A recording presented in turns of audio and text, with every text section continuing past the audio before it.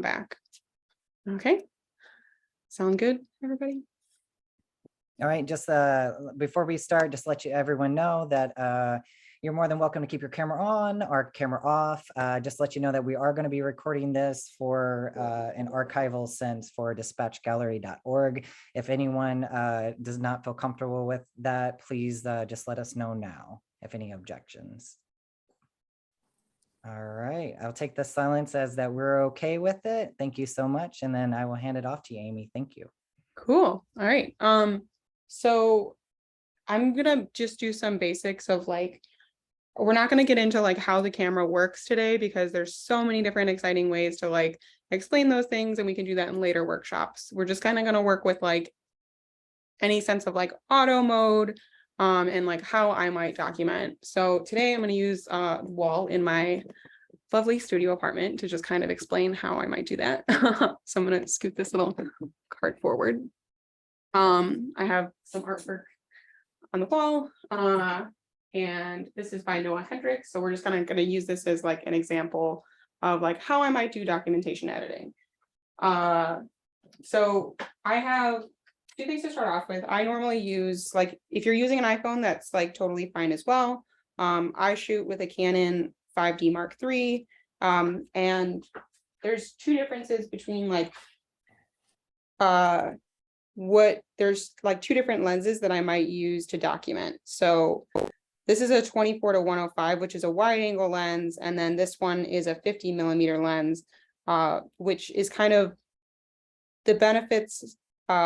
This would be like if I need to get like a whole room and get like this whole wall, versus this smaller lens, which would just be like one artwork.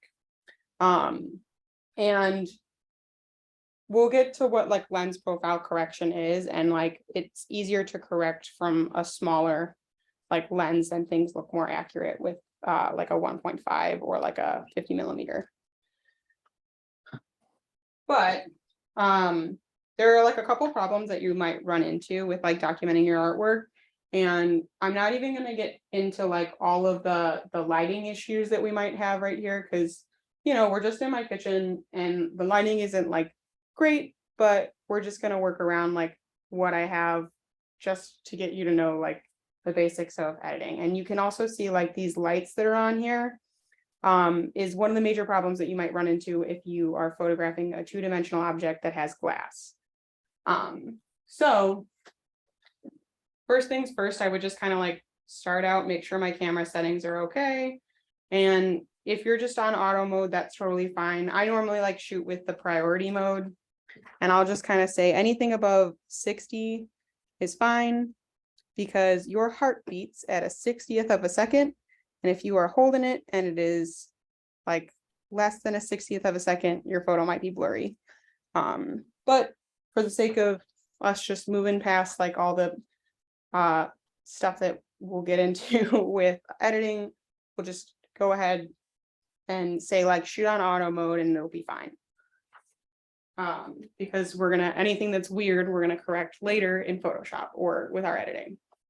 So say I'm trying to photograph this piece right here, and I notice that like these lights are here. One thing that I might do to like correct that problem immediately is just turn off the lights. I know that it was like a crazy difference there, but that's like one thing that I might do. And then I'm gonna grab, real quick, I'm gonna grab a flash from over here.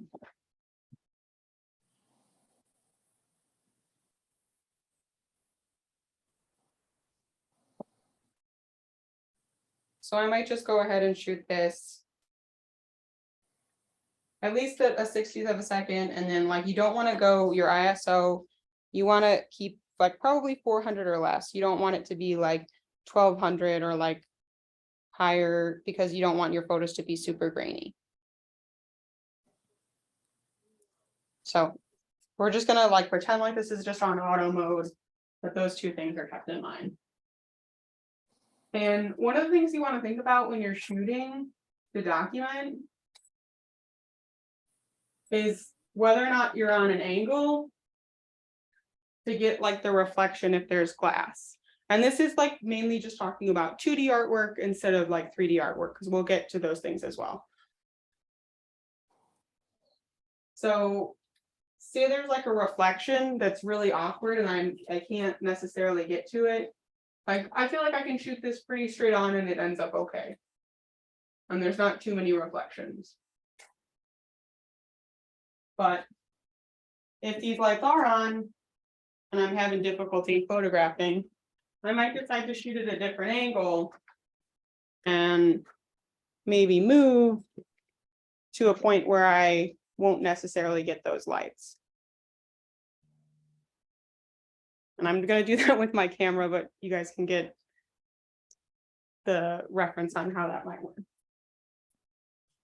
So I see like from right here, even though it's on a weird angle, I'm going to go ahead and I'm going to shoot it anyway.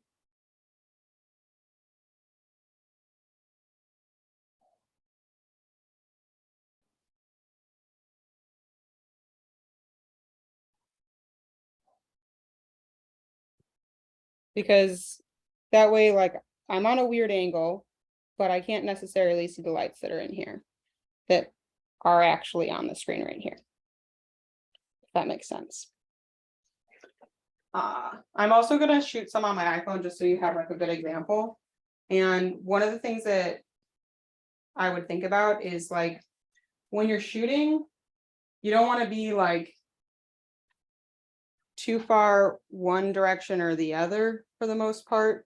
Like I know we just did an example where that is, but like if you have the opportunity and there's not a glare, so like if these lights aren't plugged in and the reflection or glare isn't too bad, I can go ahead and just shoot kind of straight on. But of course, the camera or the laptop is in the way. So I'm going to move this just so slightly, put that in the way.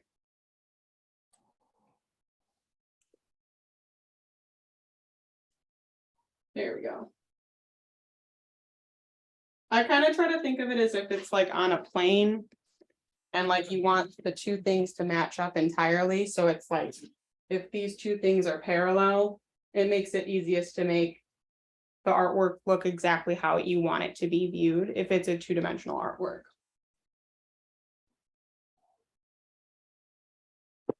Okay. And then with 3D work, I'm just kind of going to give an example, like say, I don't have an example of a 3D work right now, but I'm just going to say like maybe if you're photographing this guy right here, and if it's like a plain white background, the other thing that we want to keep in mind is like color correction. So sometimes what I'll do when I'm taking a photo first is I'll have like the artist or somebody else like hold up a piece of paper just so that we can color correct later.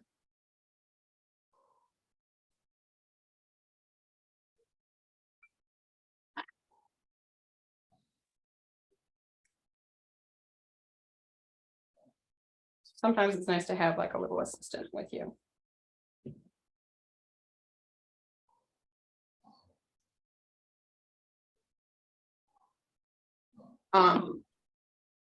There are a couple different things that you can do when you're shooting to like make sure that your subject is lit well.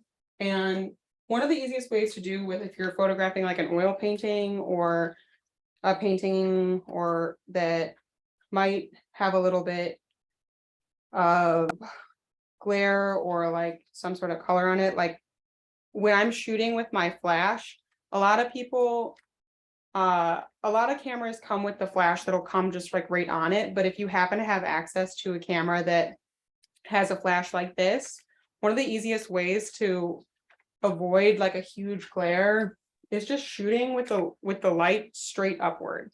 And it kind of allows it allows the light to bounce off the ceiling and then back on. Of course, like hopefully your ceiling isn't like bright yellow or orange or something, which has happened at certain galleries, but it will just kind of allow the light to bounce off. And I'm going to move this back so you can see an example of that. And then if I'm shooting with a flash, I'm probably going to shoot at like 1/20th of a second or 1/125th of a second, which you won't even have to get into if you're just using an iPhone.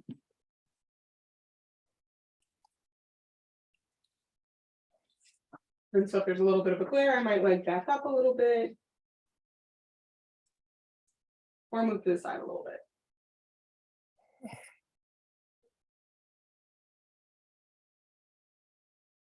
All right, and that looks pretty okay. It looks a little distorted. You can see like it doesn't look like it's just straight on. It looks a little distorted, but we'll get into that. All right.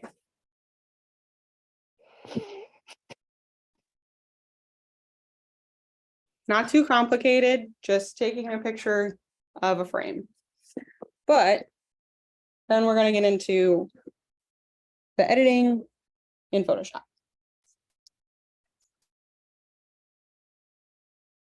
So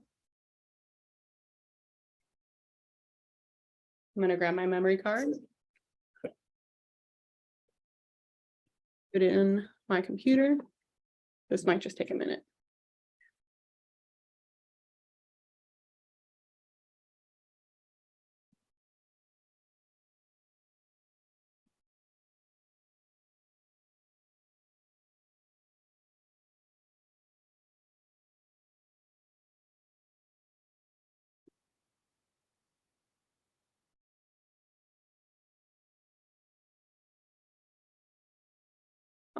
If anybody has any questions in the meantime, while I'm waiting for this to load, you're welcome to ask those in the chat.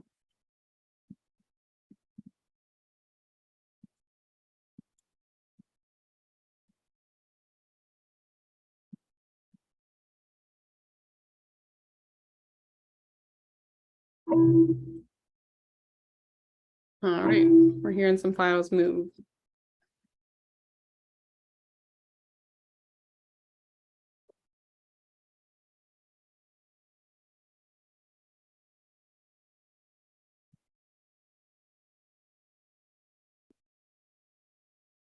Let's see.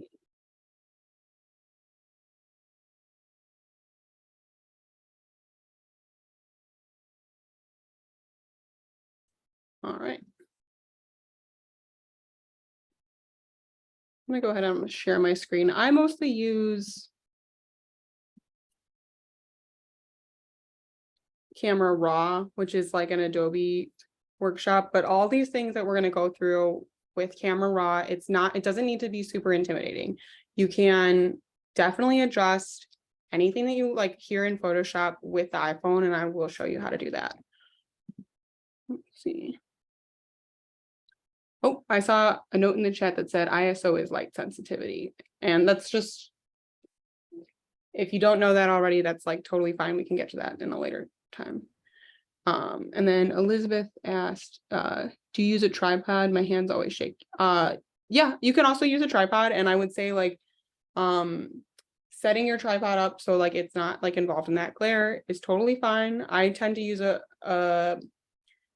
tripod when I'm documenting my artwork. I was just doing like a general example.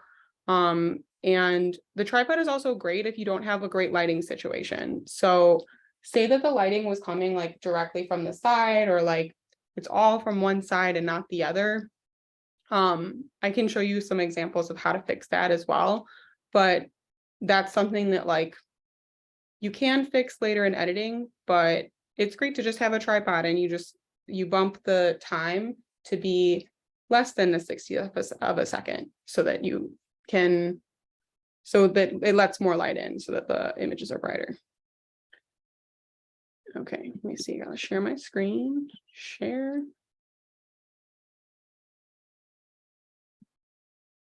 Can you guys see my screen? Not yet, Amy.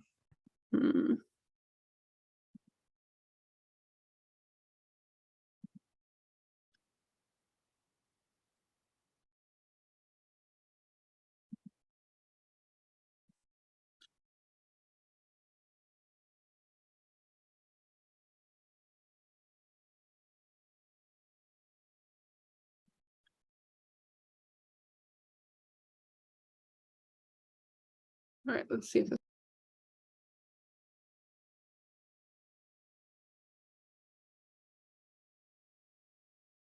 All right, I think that we have a little disconnection while we wait for Amy to come back in.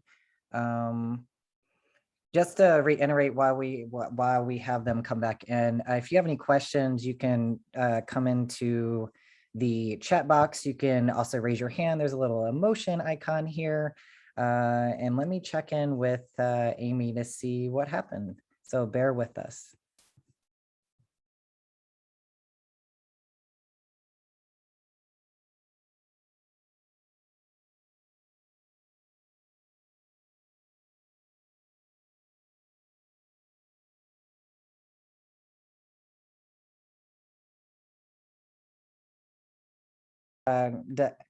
For everyone here, does anyone want to introduce themselves while we're waiting? I believe that if you don't know anything about dispatch, oh, look, Amy's back. So Sorry, when I went to share the screen, it like exited me out of the meeting, which was not fun. All right, let's see if I can share that again. Amy, I made you. Okay, cool. You made me the host. Okay, can everybody Sorry see about that. screen sharing? Thumbs up. Yes, you can see it. I think I have to unmute. Yes. Oh, and Amy. Just let it. Can you see the screen? Yes. we Okay. are all good here. Cool. Yes, I saw a you're thumbs good, up. Amy. Thanks, Elizabeth. Okay, super helpful. All right, so basics of editing. We're just gonna get into some like general editing stuff that's like super easy because I don't want to intimidate anyone. It's just basic editing. So I use Adobe Bridge, which is basically the same thing as Lightroom, but a little fancier because you can just work with like the raw images. And I'm gonna go ahead and I'm just gonna open a couple of these. Hey, Amy, while you're doing that, I have a question from Cindy. They said, in order to read the NEF files, do you need any software besides Photoshop? Nope, you should just be able to open them right away, especially if you're using Camera Raw. Or if you open them from Photoshop or Camera Raw, you should just be able to open them right away. And then if there are NEF files, so these are CR2 files, because it's a Canon. NEF would be the raw file image from a Nikon. So that's the only main difference. I have a Nikon. Yeah, so that might be the difference. Okay, so yeah, no problem. Okay, so I'm gonna go ahead, I'm gonna open these in Camera Raw, and that's just like the way that I prefer to edit. Because if you're editing from JPEGs, like I think of it as like, say you're painting with like just primary colors versus like you have the whole palette. Like you're just getting more of the file if you have the raw file. So like all the little intricacies that like, you know, when you're trying to paint somebody's like skin color and you're like, wow, there's like a little bit of green and a little bit of red in there. And there's like all these like tiny little colors that are in there. The raw file has like the ability to have like all those tiny pixels that have all those little colors like together in there. Okay, so a lot of times like the background won't necessarily be plain white too. So one of the first things like I might do is like I had the piece of paper or my whiteboard in front.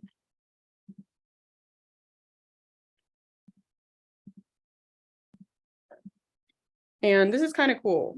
So this right here in Adobe Raw, like all this stuff right here on the right is also like on iPhones and stuff as well. So one of the things I'm going to do first is white balance, or I'm going to apply sharpening and stuff first, but I'm going to explain white balance just so everybody can get. This is one of the hardest things about documentation, and it can be kind of difficult, especially if there's different lighting situations. So I'm going to show an example from my apartment. Please don't mind how messy it is. That light up there is kind of, you see how it's like kind of orange, and it would be considered like a kind of tungsten color, versus like LED lights or like this light above. It's like actually like has a kind of blue tint to it. So with white balance, we're just trying to get like everything to be an actual white versus like a kind of cream color. So one thing that I might do first is just click on this white to make sure that everything is close to the right color. So, and sometimes it's not going to work. Like sometimes it'll be a little bit off, and that's okay. And we can just kind of like adjust with our eyes to see like, oh, maybe this is a little too blue, or maybe this is a little too yellow. And we adjust from there. And then you could just like click the auto mode on there and it's helping like a little bit. But say you use this piece of paper, and then I'm just going to sync the settings from here with this one to the right. And this is kind of complicated. So I'm just gonna, you would click the file where you had white balanced, and then also click the next file, and then right click and click sync settings. And it gives you all these options for like the things that you might want to sync. So if I only wanted to sync the white balance, I could do that.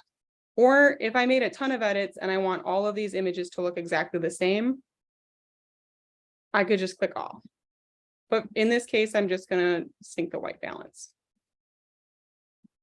And you see how it went from kind of pink to like, oh wait, this is actually kind of normal.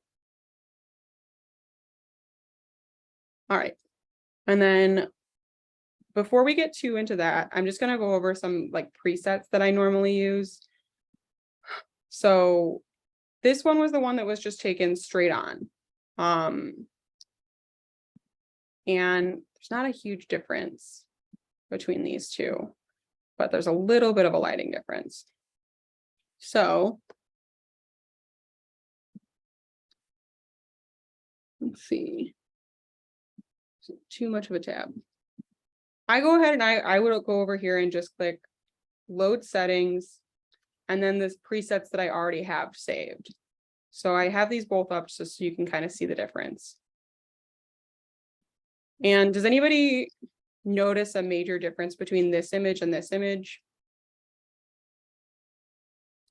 Okay, so one of the major things, I did already just really quickly white balance this so you can tell, wait, that looks pretty similar to how it looks in person. And these like whites look like true whites, and that looks pretty close to what the image already looks like.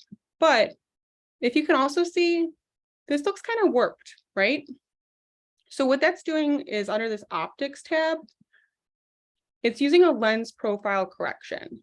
So I'm gonna, depending on what kind of camera you have, and even on your iPhone, there's different lens profile corrections. So this is like, I always write this down. I click that, and you see a huge difference between there.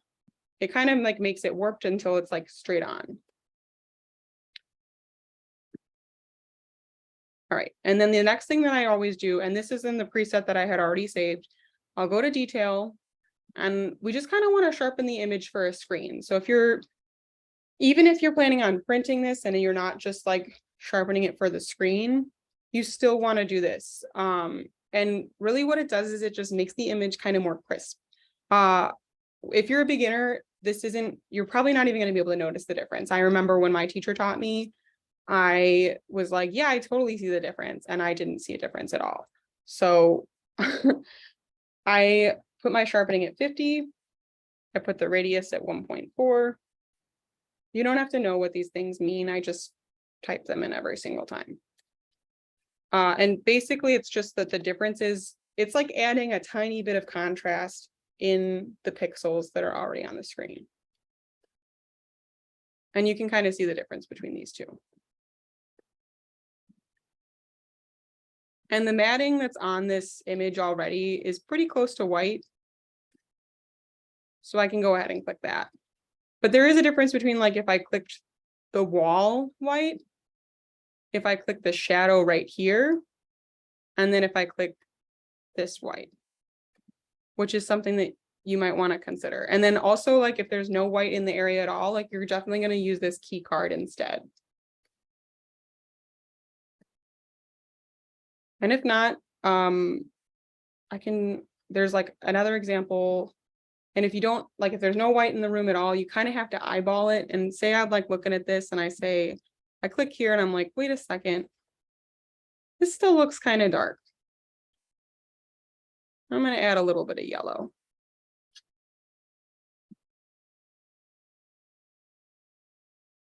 Or I'm going to add a little bit of pink.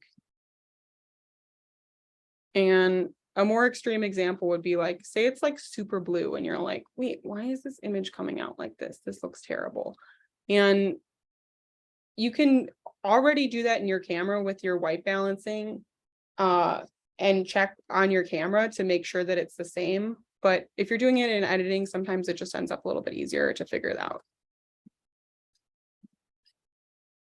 But if it was all the way blue or just like weirdly purple, I kind of think of it as like if you're dyeing someone's hair and it's like you can't just take somebody who has brunette hair and just immediately go bleach blonde. You might need to add like the opposite of whatever color, or like if their hair is red, you might need to add green in order to neutralize it.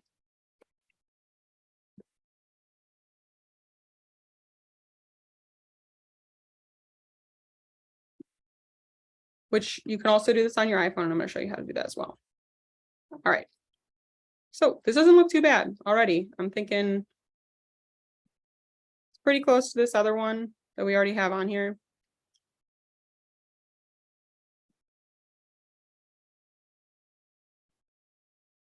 Kind of nice that I'm here right now so I can look at it and be like, maybe it's a little bit closer to this color. Or it's darker. I add a little bit of contrast. Just because like, even when you're viewing things in person, there's a little bit more contrast than you might think. Please don't go too crazy with these ones down here. If you're like, I want this to be super clear, a little goes a long way right here. So even just like adding like 2 to clarity is fine. One thing that another one that's also kind of like that is these whites. If you go too crazy with it, it adds a lot of contrast and it might look a little fresh, but you don't want to go too crazy. And this is also on your iPhone as well, so not too complicated. All right, I'm going to check the chat real quick. And there's some free options for Photoshop and GIMP and other options that we can see.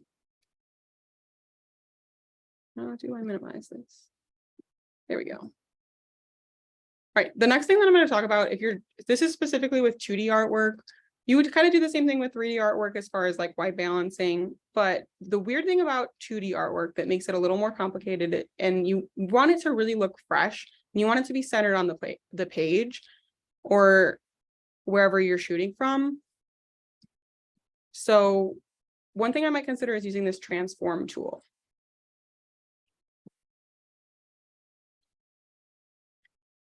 All right. There's an auto mode for this that's pretty easy, and most of the time it's pretty accurate, and you can just go ahead and click. You're going to go to the geometry side, and then you can click the audio, or just the auto, and it'll say auto, apply balance perspective corrections. So I'm going to go over here, and I'm going to show you how this might work with this guy, just because I think it's the most like dramatic reaction, and it'll help you understand. So this is going to automatically set those presets how I had them, or I can go over here. And it's pretty close. That looks a little bit closer. So I'm just going to go ahead and click something white in there. So geometry. The auto mode on this one is a little funky. So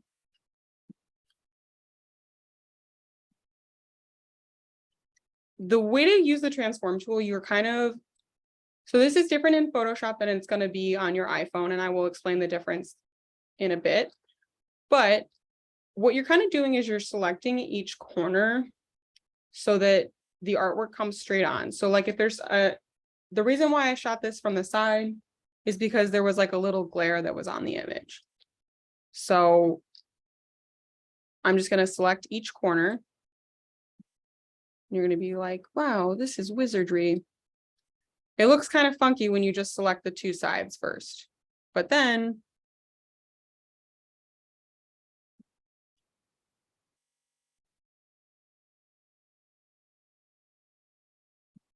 let's see. Once all of them are together, you're like, wait a second, that looks pretty correct to me.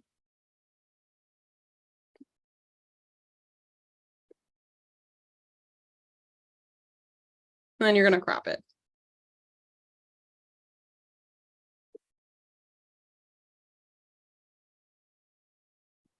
I knew there was something funky going on. The lens profile correction wasn't on yet with this one.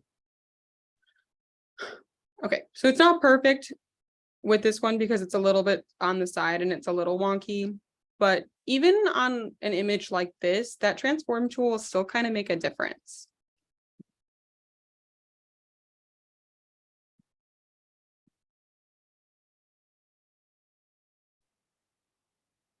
And ideally, you're just shooting on a plane where there's no reflection and you don't really have to do a lot of this. But sometimes there's a glare, or sometimes you need to adjust.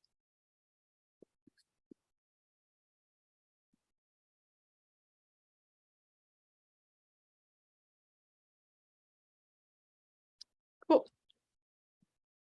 And that's pretty accurate to how it might look behind me. I did just notice that there is this side over here that's like kind of dark. And I'm going to explain how to fix that.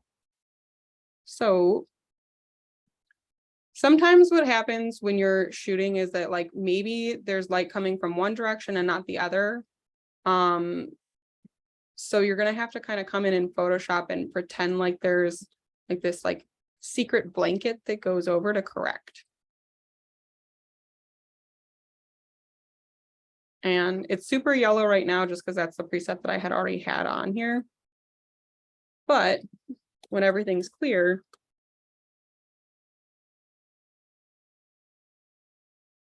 maybe I'm just like, well, this shadow isn't supposed to be here.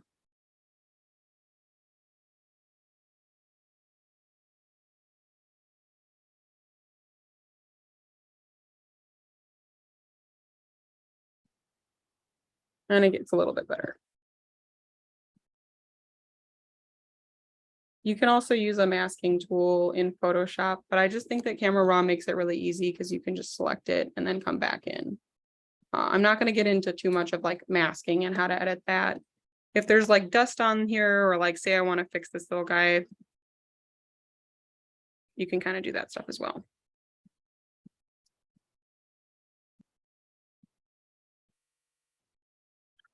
Okay, I'm going to go ahead and I think I'm going to grab an image from earlier this week that I can kind of show you how that might work as well. How's everybody feeling? I'm going to unmute all of you. Good. Okay, feeling good. It's a little complicated when you first start with it, but we're also going to go over how to do this with your iPhone. And I think I'm going to get into that next, but I'm just going to quickly show one other thing that you can do to make your images look a little bit crisper if the lighting isn't all the same and it might be different. I think there was another there. I also want to add, there was a question that was about how to get your files from being like a NEF file or a RAW file to just be any image that you can select or have on your phone. So one important thing that you'll know is like when you're saving an image, I'm going to go ahead and I'm going to click up here to save. I might title my image a certain way.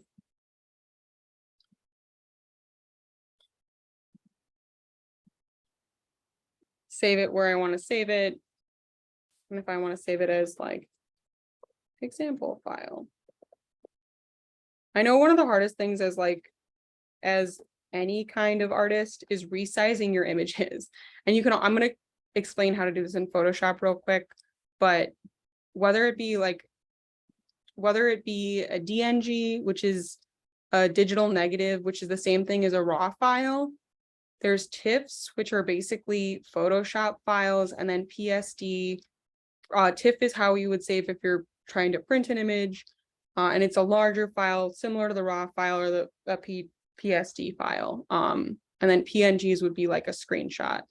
But you go ahead and you save as a JPEG, and then if you're submitting to any kind of art, like if you're submitting to any kind of show, a lot of times they'll have a size limit, and you can limit it to whatever size. I just kind of, for my work and for other examples, I just kind of want to use the largest image possible and then save later. And you can always come back to the raw file because you're not changing anything in the raw file when you're saving this as a JPEG.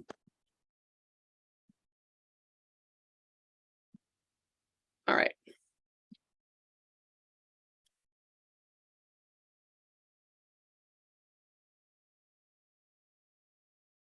All right.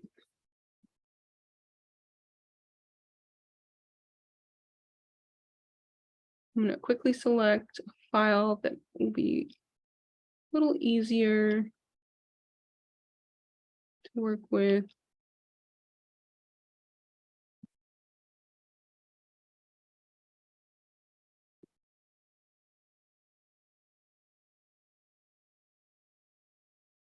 Shannon, Giselle, if you have anything to add while I'm looking through here, that feel free to let me know. Oh, no. If anybody has any questions, there's a little reaction, little smiley face. So feel free. I can facilitate any questions, or if you want to come off mute, just raise a little hand, a little reaction, and then I will be happy to politely interrupt Amy. Thanks. All right, let's see.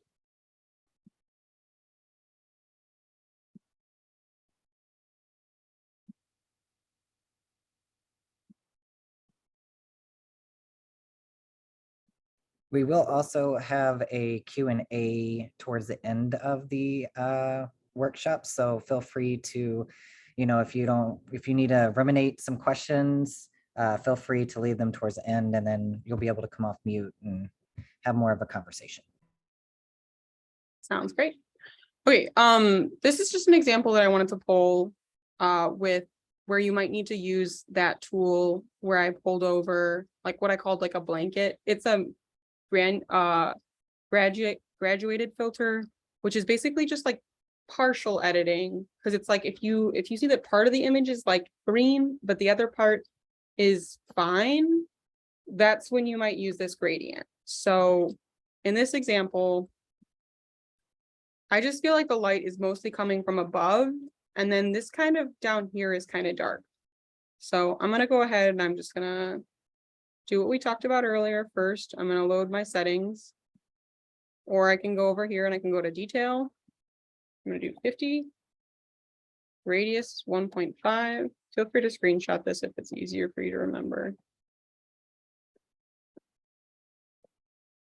And then noise reduction is really just when you're shooting at night. Or if your images are really grainy, so we won't get to that.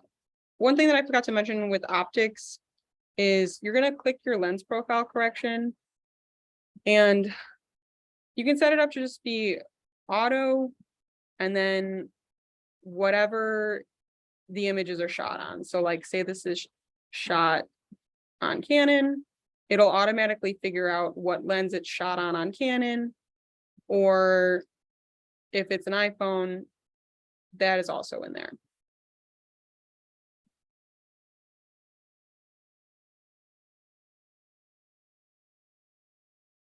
I feel like this is a little close. Once you start doing this, it'll drive you nuts. You'll be like, wait, this isn't the right color white anymore.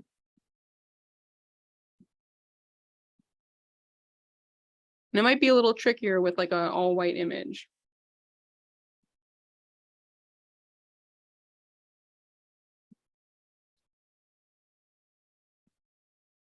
Then I'm gonna go over the geometry tool. You can also do just partial use of the geometry tool as well.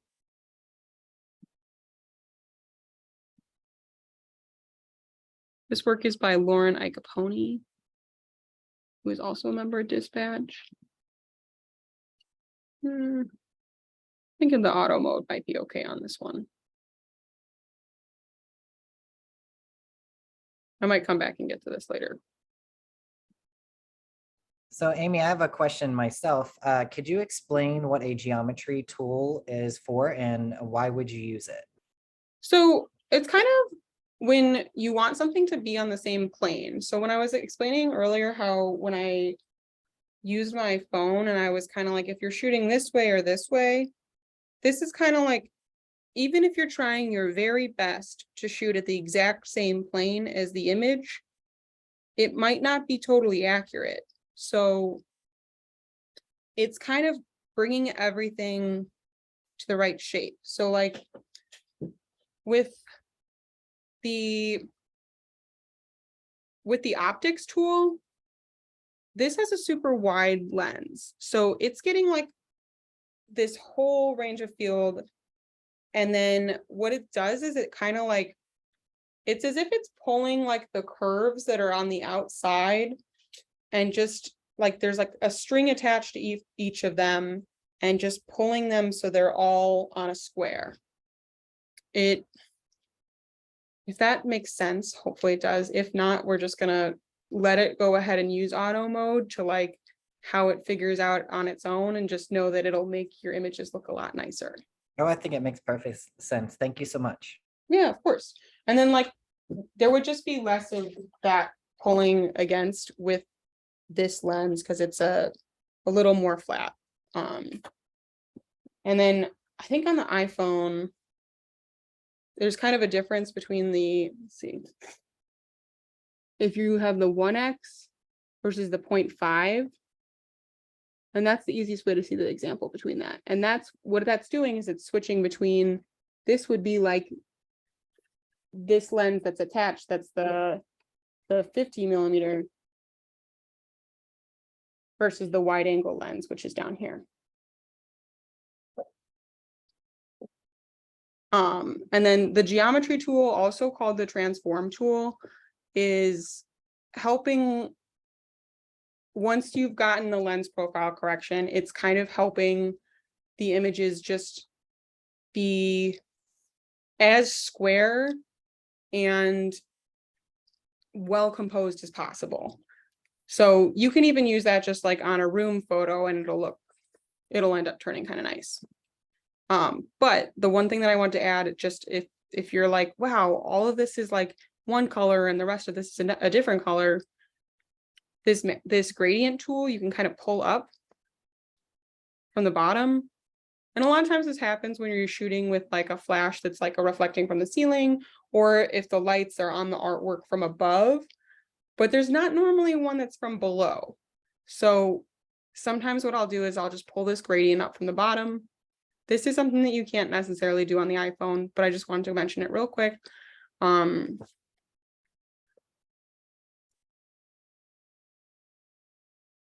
It looks a little bit dark, so I'll just pull the exposure up, or I'll pull the shadows up. And it just kind of makes it look all even, if that helps. All right. Okay, I'm going to go over and I'm going to switch to the iPhone for anybody who might not know Photoshop or might not be as comfortable with Photoshop. All right. And you'll have to forgive me. I am not the greatest on Zoom, so I might need help, but I think I should be able to get this going.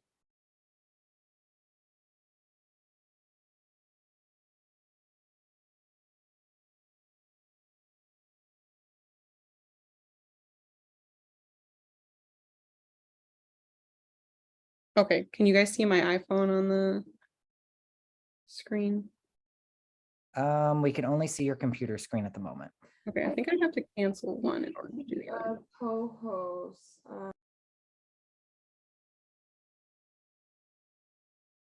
Oh no.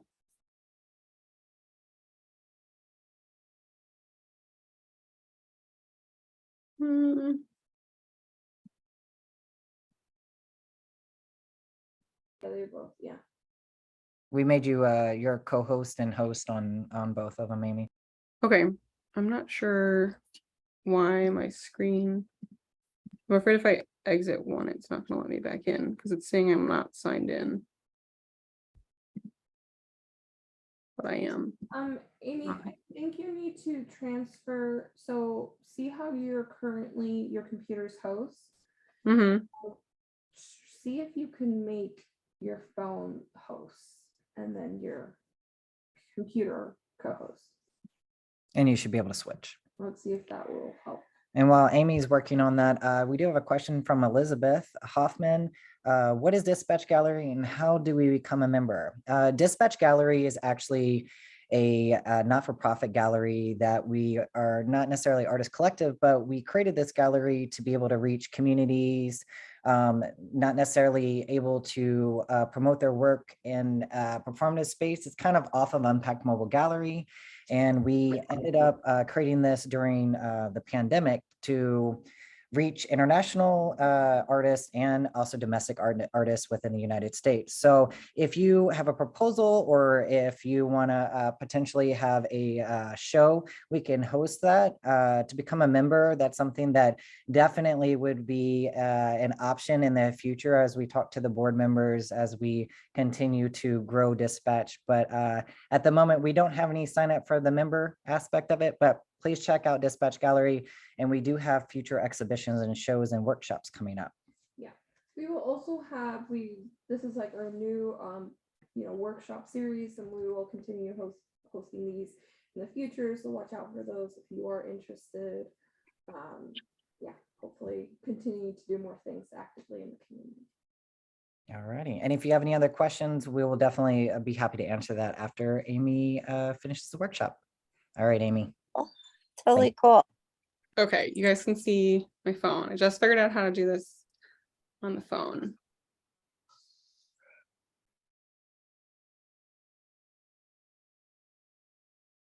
Okay. So it's a little bit different on the iPhone than it is in Photoshop. I'm more familiar with Photoshop, but for everyone else who is more familiar with their phone, this might seem a little bit easier. And especially like if you're like running a gallery and you can't necessarily pay for documentation all the time, or someone like me to come document, you might just need to take some photos for your gallery to post like on your Instagram. So first things first, like I might just click the auto mode and see like, oh, how does this look? It's not too bad. And then I'm thinking, it's a little dark, so I'm gonna brighten it up. And this one, it's gonna say exactly what tool you're using right above. So if I'm saying brighten it up, I'm talking exposure, which is like how dark or light an image might be.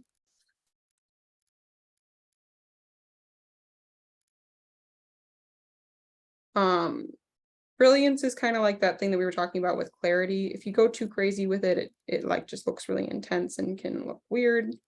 But highlights and shadows, you can kind of eyeball it. And I think when you're first starting out editing your images, I like definitely encourage you to look and see like, okay, like how are my highlights and shadows looking? Like, are the shadows like coming off a little dark? So I think this made a huge difference. Just pulling the shadows up like a little bit, like kind of makes you see the image like a little bit more. And then we're gonna get over to saturation. There's just a little bit, and I didn't necessarily say that on the other side, but it's just adding a little bit of a pop to the color. And saturation is like that pop of color, and then vibrance is kind of like the differences between the colors.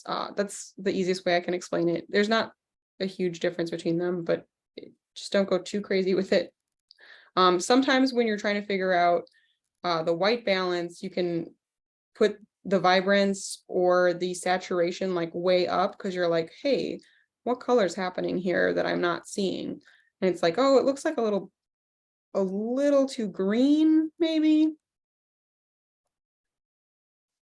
So it's going to be under two categories, which would be warmth and tint. So I'm looking at my screen and I'm saying, well, does it need to be a little bit warmer or a little bit cooler? This is funky because it's different on my screen than it is on my shared screen. And then the tint would be the green and the magenta.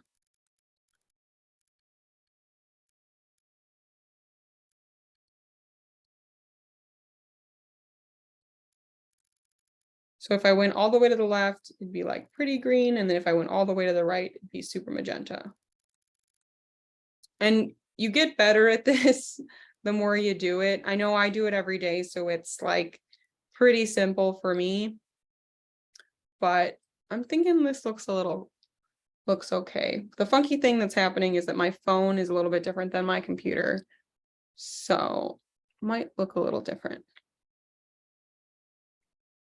The sharpness is kind of what we're talking about with that clarity. You can add a couple little pinches, but don't go too crazy with it or it'll look kind of funky.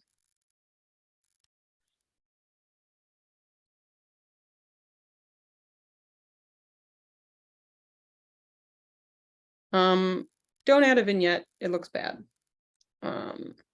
Sometimes, like, I know on just iPhone, like on Instagram filters, sometimes it just has a lot of stuff that'll automatically do a lot of this for you, and you're like, wow, it looks great. Which you can like definitely use sometimes, but sometimes like they'll pop the contrast a little crazy or a little weird. But the next thing I'm going to do is I'm going to go over to the crop tool. So would be similar to how we use that transform tool to get this to be kind of like a flat surface. I personally don't really use this a whole lot on my iPhone or on a phone or tablet, but I prefer to even just email the images to myself and just do it in Photoshop. But if you are just working with the bare minimum and your phone, that's more than okay. And we're just kind of going to go over here and try to like, I guess what I would explain is that you're pulling, I guess I can go this way. You're kind of pulling this image to be on the same plane and parallel. So instead of like moving it this way or this way, you're kind of doing that virtually. And there's this nice little grid that shows up.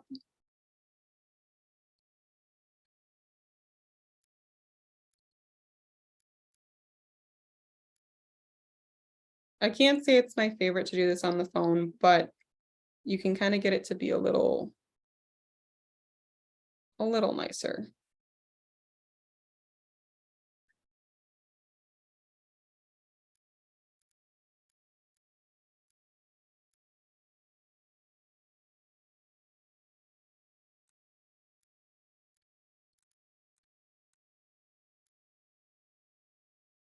And this is going right and left.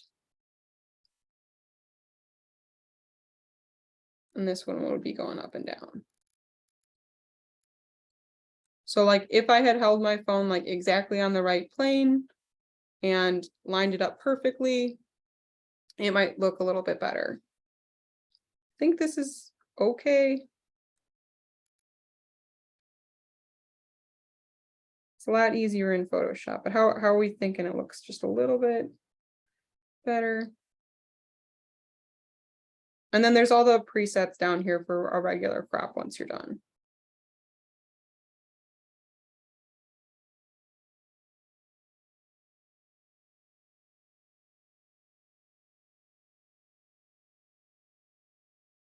And if it's still looking a little funky, you can always go back.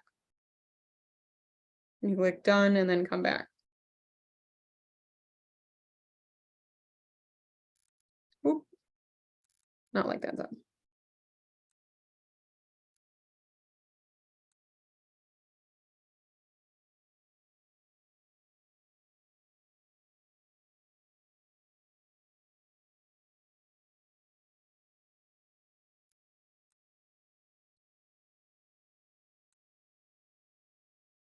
And that looks okay.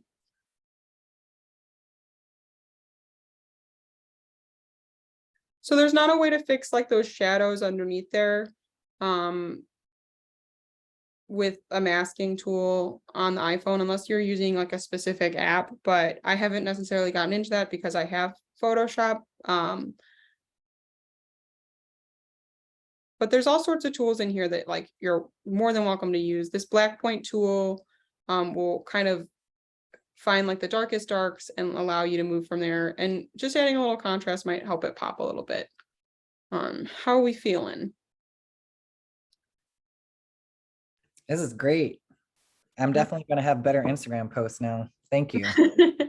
I think that's most of it. I'm trying to think if there's anything else I would need to add. But I'm open to the other thing that I want to mention is just the same rules for editing without the transform tool will apply for 3D work. And you can kind of adjust the settings like as you learn and the more you do it, the easier it'll become to tell the difference between the lights and darks and the colors that you have. Let me see if I can switch back to. All right. So while Amy's doing that, we want to, Amy, are you feeling like we want to open up to Q&A now? Yeah, of course. All right. So if you have any questions regarding like what Amy has talked about, either a cell phone or on the computer, please ask in the chat. We'll facilitate it. If you have audio issues, or if you just want to come off of mute, please do so now.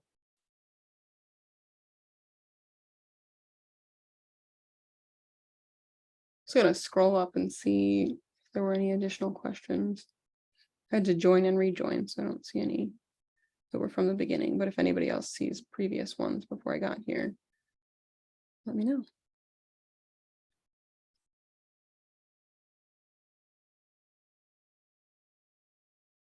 No, any additional questions? Everybody feel pretty clear and in regards to the workshop? Any questions or things that we may have not answered or Amy has not answered? And I'm a bank of knowledge for anything photography. So if there's something that I didn't get to that's like just not even really relevant to documentation photography, but just a general, how does my computer work with my camera? Or I'm open to those as well. Do you have a question, Cindy? Question. I have a question. Yep. What can I help with? At my school, we have a room that's set up just for documenting paintings. And they have these big lamps on them, you know, on either side. You set them up on either side of your paintings.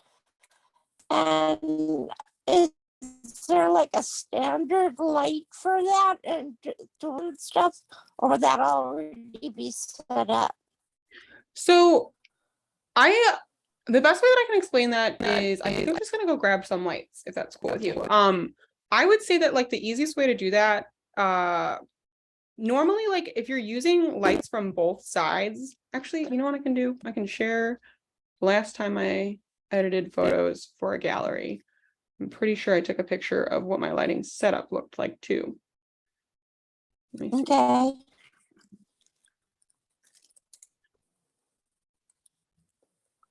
So it's kind of like you're going to set up each light to be as even as possible. And normally I would say it's kind of like, it's kind of like 45-degree angles from both sides. So I left my lights in my car, but let me grab two lights to kind of explain.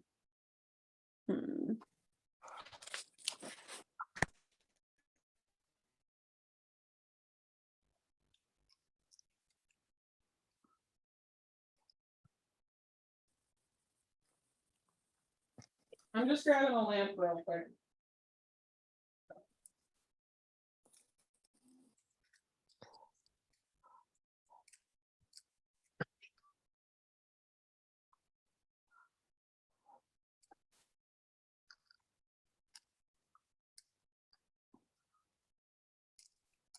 Ideally, you'd like two of the same exact kind of lamps. Do they look like this? Yes. Okay, so ideally they're like the exact same kind of lamp and you have two of them. I'm just gonna kind of use the lamps that I have available right now. Because I did not grab my like nice soft lights from the car. But I'm gonna go ahead and plug this guy in. So this kind of lamp is like a really like tungsten light. It has, let me pull this. The light here, this wouldn't be the kind of light that you would want to use because it's going to be super orange and you're going to have to correct it with a lot of blue. But Okay. if you're just using regular lamps and bulbs, it should be fine. But let me grab one more lamp so I can explain where we're coming from.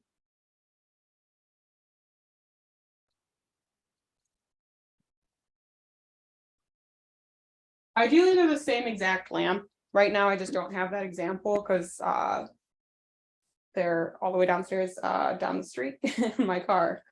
But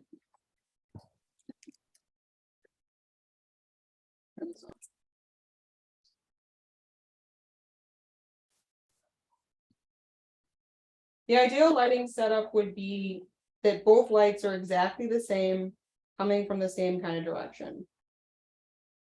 And there's a difference between all these different lights too. So like this might be kind of intense and like high contrast versus when the light on the outside,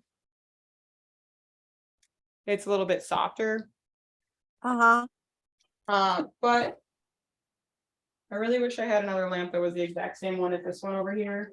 But like ideally, you just have two of the exact same lamp and you're gonna try to avoid the glare and use both of them Uh-huh. actually to Uh-huh. light them the same way. So like if I'm, can you see this pretty well?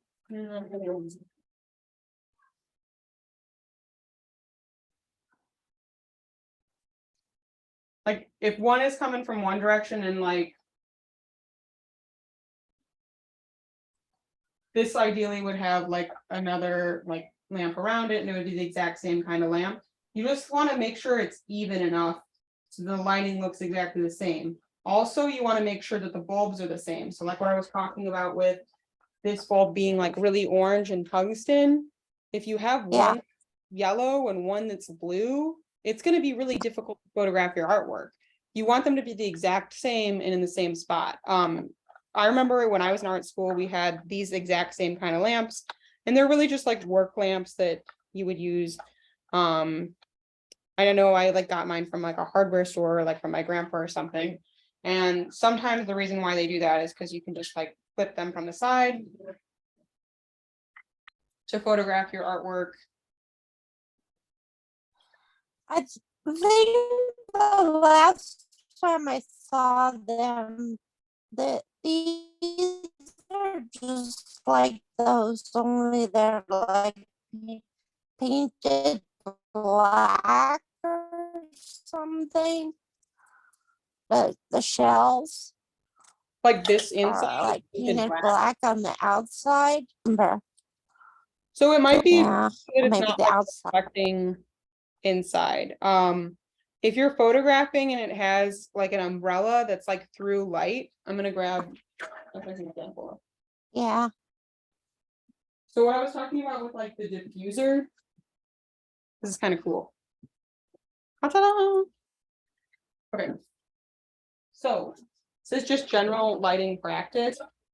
I can kind of bounce lighting back onto an image, like onto an image in order to like make it look nicer. So like I'm using this like silver part. You can use aluminum foil to like bounce it back. And that's kind of what this lamp is, like what's happening with this lamp is it's just that that silver is reflecting it in. I But see. let me grab underneath here. This is called a diffuser. Uh-huh. It's basically just like a thin, it's basically a thin fabric. And if you're shining light through it, it kind of makes it softer. So it's kind of like the difference between a really sunny day and a cloudy day. Like if this is a really sunny day, it's like making like see that the left side of my face is just like really, really dark. Uh-huh. And the contrast between the lights and darks on this side of my face is pretty intense. But if I have a diffuser, it's making my skin look pretty nice.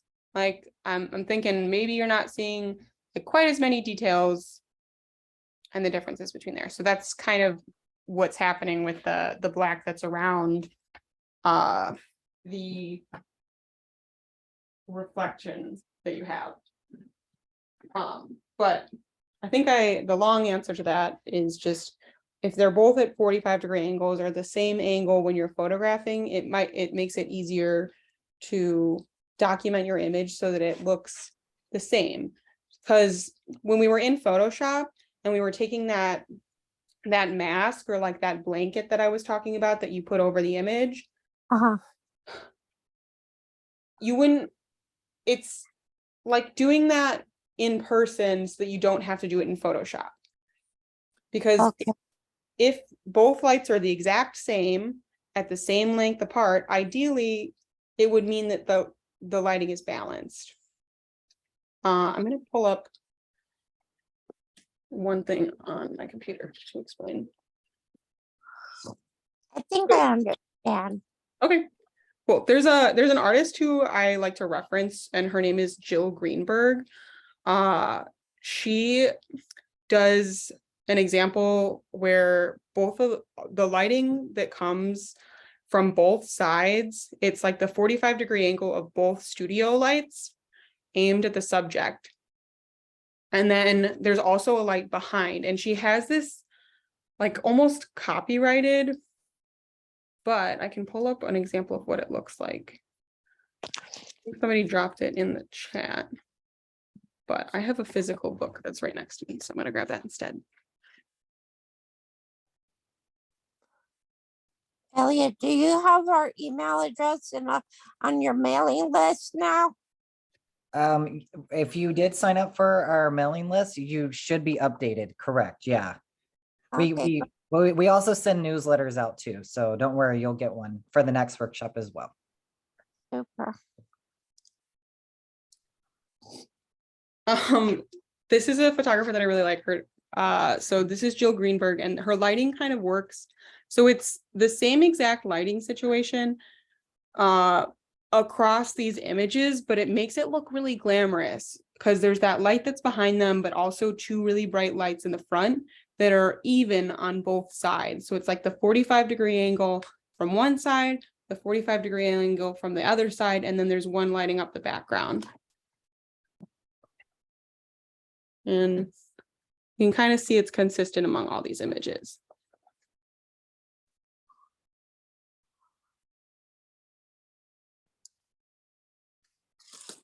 And they're so cute.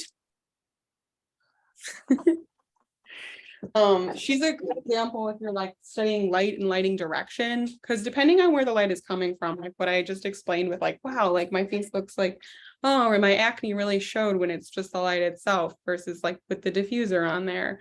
And if sometimes there's like a giant, it's all black and then there's like this white soft part on top, and that's called a soft box. Those are really great for like studio portraits, especially if you're doing like beauty photography or something like that. But main difference is like you can tell, and hopefully you don't knock your lamp over when you do that and it stops working. Okay, any other questions? Thank you. Yeah, happy to help. Sandy, Lauren, Elliot, anybody? Anybody in the chat? I think Cindy might have a question. Oh, I'm not even sure where to begin. Oh. I had a photography fail today. I spent the day at the Morton Arboretum with some friends, and my friend is taking pictures of this great blue heron standing right next to me with his iPhone. And I had my Nikon D5600 and I'm busy taking pictures, and I looked at his, and granted mine's only the lens I had only went to 200, and my pictures, so far, glancing at it in the camera is really dark. And there was a lot of shade right where this heron was located. And sure enough, his iPhone showed all the colors. He had zoomed in and Well, I'm gonna tell you something that might make you feel a little bit better. If you Okay, want to great. print, if you want to print your image, like your image can be printed to any size, or at least a large size, and it'll look pretty good. But on an iPhone, it's not going to look great printed. So like it really depends on the purpose of what you're doing. So, and also the iPhone kind of corrects a lot of things for you, like that masking tool that we were talking about. It's Mhm. doing a lot of that work for you that you might not necessarily like have the same ability to. And I know sometimes that gets me too. I'm like, man, this like selfie I took like on my phone like looks incredible, and then I took one on my camera, and now I have to do all this manual work to get this done, and it's frustrating because you're just like, well, why didn't I just take it on my iPhone? And if you're going to print, like, yeah, maybe you shoot on your camera, but if you're just like taking a picture on your phone because it's just something fun, like that's okay too. But if you're struggling, I think the best way I want to explain this is that you said that the image is dark, so it might be an issue with exposure, or it might be an issue with I'm thinking exposure. I'm sure it was the settings. I'm a beginner, and so I keep cheating, putting it on program, and of course I was looking at autumn colors, so I just set the dial to autumn colors and probably didn't even change anything. Well, I tried doing a portrait version of it, but it just was too dark, and I really don't know how to, I needed to do some manual adjustments probably, and Yeah. they were waiting for me, and I also barely know what I'm doing, so I want you to know that every single person like can take pictures. It is a skill, and it's a skill that you learn, and like it, especially like I feel like as we get older, a lot of times we're told like, oh, like you can't like learn new things, but like I don't know, my mom just learned how to oil paint last year, and I am like, wow, like that's amazing that you can like figure out how to do that. Like I'm still not great at that. But with just general settings on your camera, like there, let me pull this up. I wish there was a way that I could just, there used to be this really cool thing when I was like teaching where you could set up your camera. You can still do it sometimes, but I think you can like attach it with a wire to show exactly what's on the back of your camera. oh sure, Hopefully your the output, right? yeah, so ideally your camera still has all these buttons on the top, It but does. mine is 5 years old, so it doesn't have that anymore because I'm outside with it every day. So like it normally has a mode that says like manual and all that other stuff, but I'm gonna see if I can kind of pull it around. Well, actually, I think I can go this way. So if you're looking at your image, like one thing that might make it like lighter or darker, let me make sure I'm on.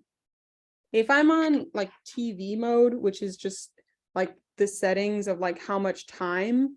So that's not, hold on, hang on a second. I'm doing. Oh, there you go. I mean, yeah, you were scrolling through the programs. Yeah. So I was on white balance. So like the settings that you have for like the time, Yes. I'm adjusting by clicking like by scrolling here. Oh, okay. And then the aperture would likely be here if I was on manual mode. Right. But if you're on an automatic mode, you still want to make sure, I always phrase it like it's a video game. You see how when I'm moving, hold on a sec.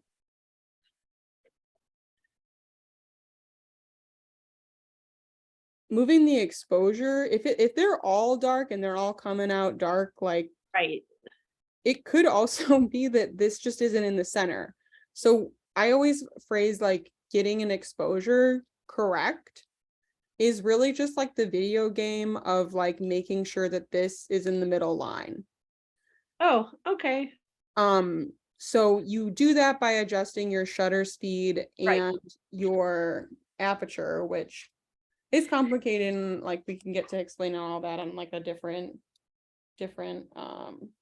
Yeah, I mean, I just don't do it often enough to remember. But I mean, the thing is, I mean, I understand about letting more light into the camera so that you can, yeah, so that would, so that it wouldn't turn out so dark. yeah. And of course, like if you're trying everything, and I always start at 60, and I'm like, if it's something that's going really fast, like it has to be faster than a 60th of a second.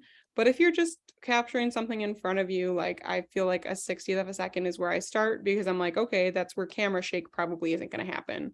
Because if my heart's beating faster than a 60th of a second, which like that's if I'm as calm as can be. And then if your aperture is at 1.8 and you're at a 60th of a second and it's still dark, that's probably when you're going to adjust the ISO, but it could make it more grainy. So there's a great chart that I can add that I just, there's the balance between the three. It's the triangle. It's you have your ISO and the f-stop and the, yeah. Yeah. So just for anybody who might be watching in the future, I'll put ISO, f-stop, aperture, and then shutter.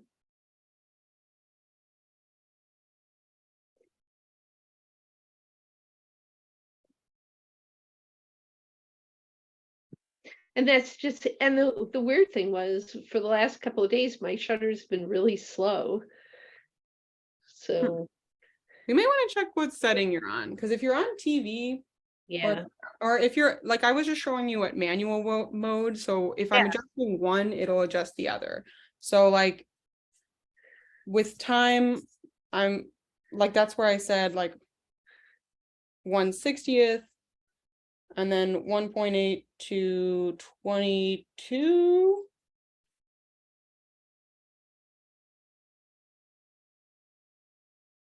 I don't know what my camera goes up to. Let's see.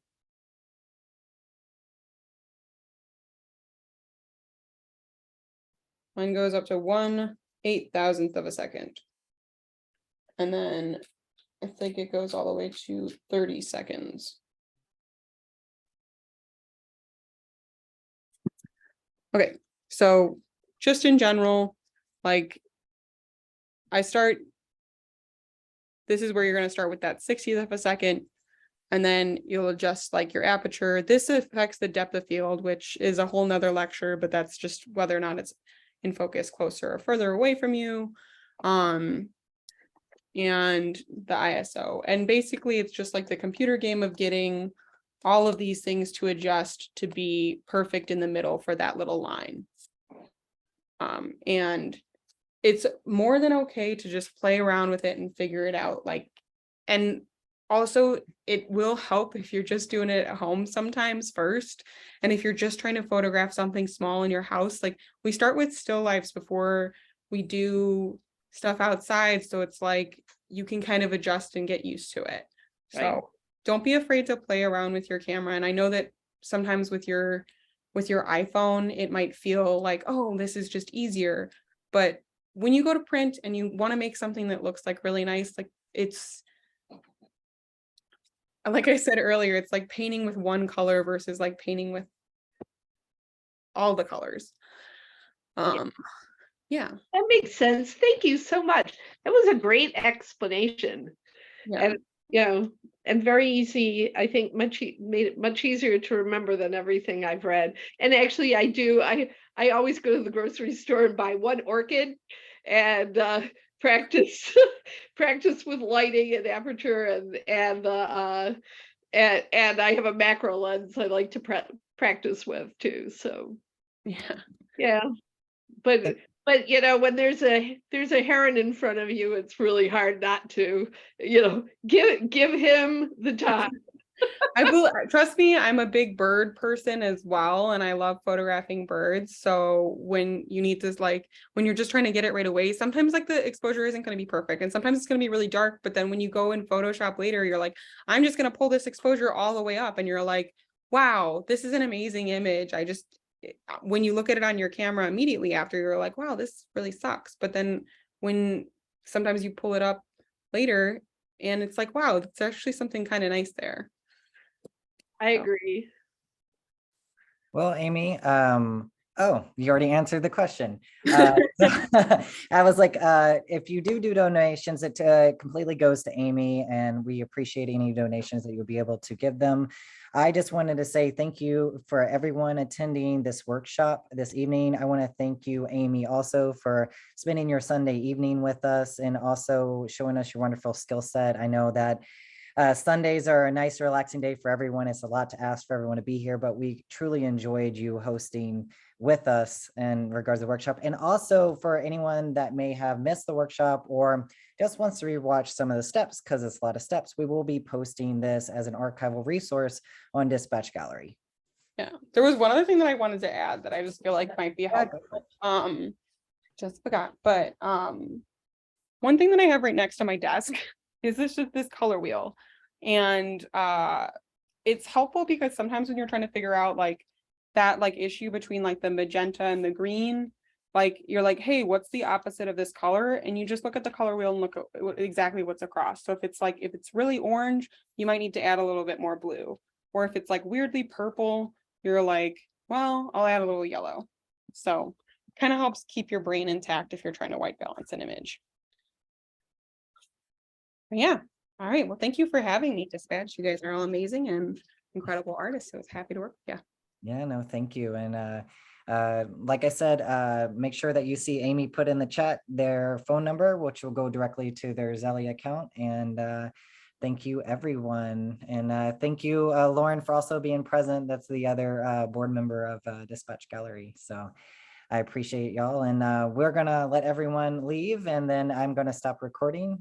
So if anyone needs to hang around and ask a question, I'll be here for the next 5 minutes.